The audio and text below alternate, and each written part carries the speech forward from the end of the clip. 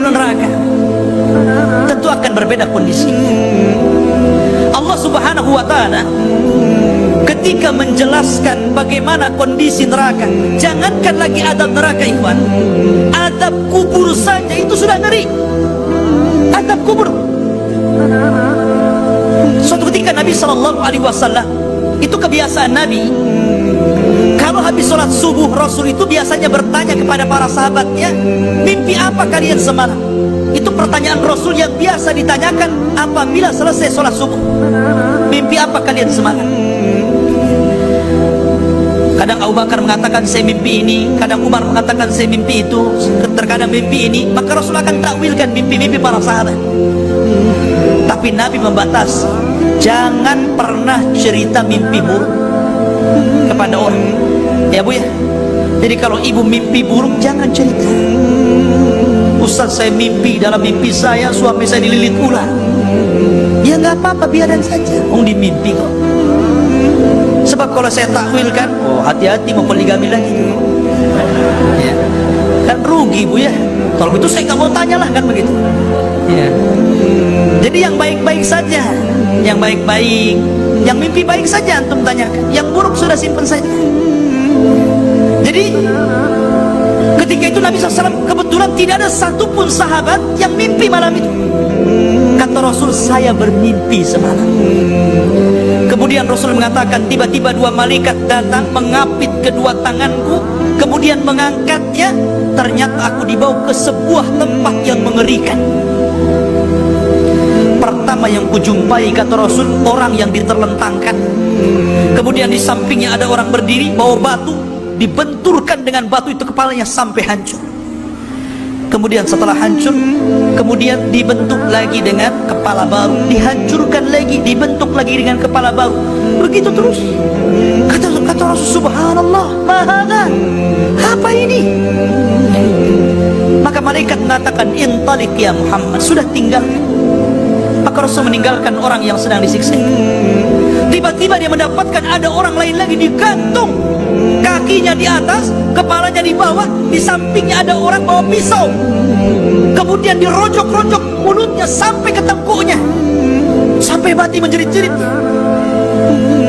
Kemudian apabila mati, dibenerin lagi mulutnya, dirojok-rojok lagi sampai pisau sampai ke tengkuknya lagi, mati lagi, dibenerin lagi. Kata Rasul, subhanallah, mahadan, apa ini? Kata malaikat, intalik, pergi. Ya. Akhirnya kemudian Nabi SAW tiba-tiba melihat ada satu tanur. Satu tanur itu bahasa Arab, bahasa kitanya tungku besar. Kemudian di bawahnya ada api yang sedang dibakar. Rupanya dalam tungku itu ada laki-laki perempuan yang sedang telanjang, berusaha keluar dari situ, tapi tidak bisa keluar. Terbakar, kosong, mati, dihidupkan lagi, tersiksa luar biasa. Akhirnya Rasul mengatakan, mahadan, apa ini? Kata malaikat, tinggalkan dia. Sampai akhirnya diperlihatkan ada satu sungai isinya darah semua. Lah di tengah-tengah sungai darah itu ada orang yang sedang nyebrang, berenang, berusaha untuk ke pinggir. Tapi setiap dia sampai di pinggir, maka ada orang yang memaksa untuk membuka lebar-lebar mulutnya, kemudian dijejeli batu banyak-banyak. Ketika tidak tahan, dia pun nyebrang lagi ke tengah, kecapean lagi. Pokoknya setiap dia ke pinggir, jangan harap dia selamat, karena sudah ada orang yang memaksa kemudian membuka mulutnya, kemudian dimasukkan batu banyak-banyak, sehingga akhirnya keliling-keliling di situ sampai capek renang mati, dihidupkan lagi renang capek mati, begitu seterusnya. Sampai akhirnya Nabi SAW tidak tahan melihat, maka kemudian malaikat ini membawa ke sebuah tempat yang indah sekali, taman yang indah, banyak anak-anak kecil yang bermain. Tiba-tiba di tengah-tengah anak itu ada orang yang tinggi besar. Saking tingginya Rasul tidak memandang rata, tapi nenggak ke atas seperti ini. Setelah itu Nabi SAW diperlihatkan satu istana yang sangat indah di surga. Dan tiba-tiba melihat ke arah lain, ada orang yang mukanya aneh, separuh tampan, separuh jelek, separuh cantik, separuh buruk. Dari situ Nabi SAW kemudian mulai mentakwilkan satu-satu.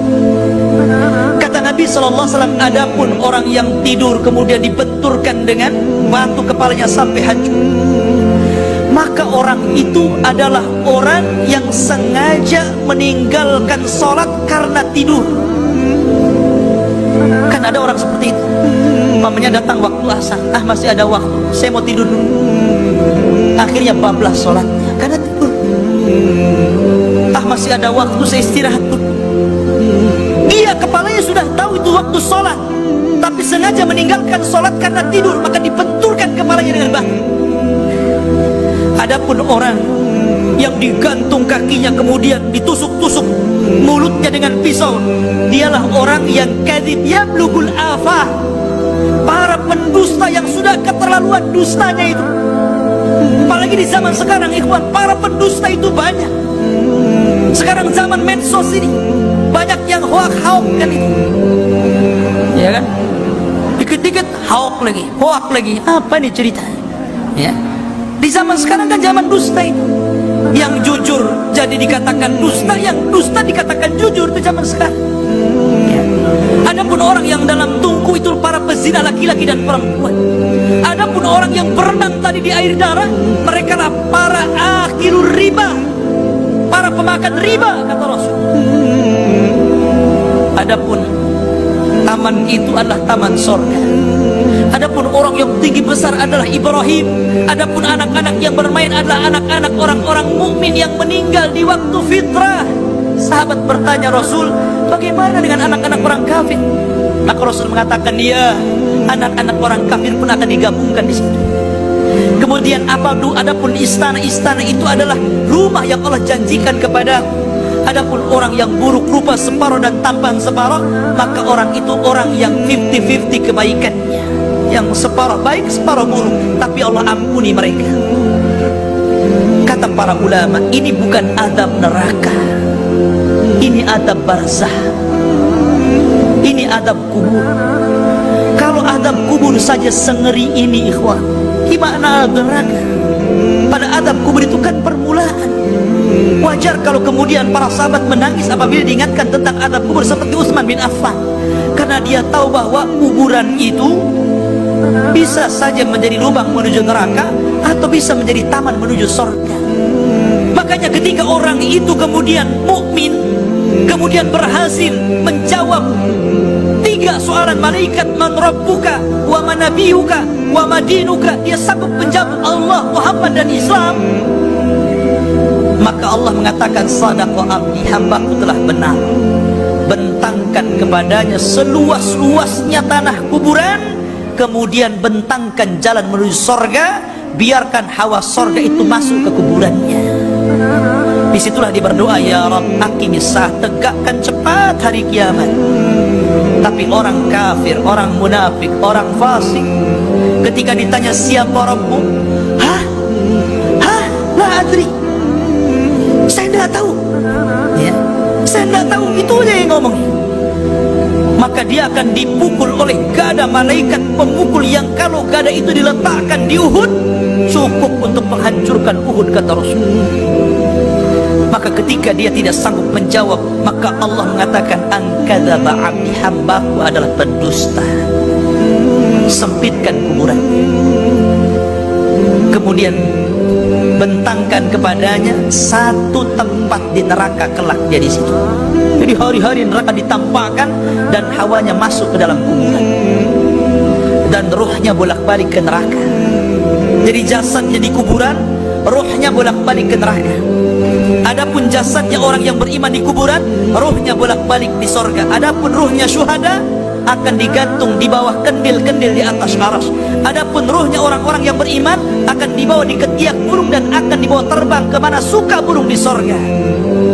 Ada yang bolak-balik seperti itu.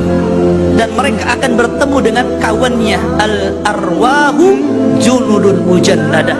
Ruh itu akan bertemu dengan barisannya. Ruhnya penduduk sorga akan bertemu di sorga, dan pertemuan mereka masih lebih bahagia dibandingkan orang tua yang kehilangan anak, tiba-tiba sekian tahun anaknya muncul. Maka pertemuan ruh ahli sorga lebih bahagia dibandingkan anak yang bertemu dengan orang tua yang bertemu dengan anaknya. Subhanallah.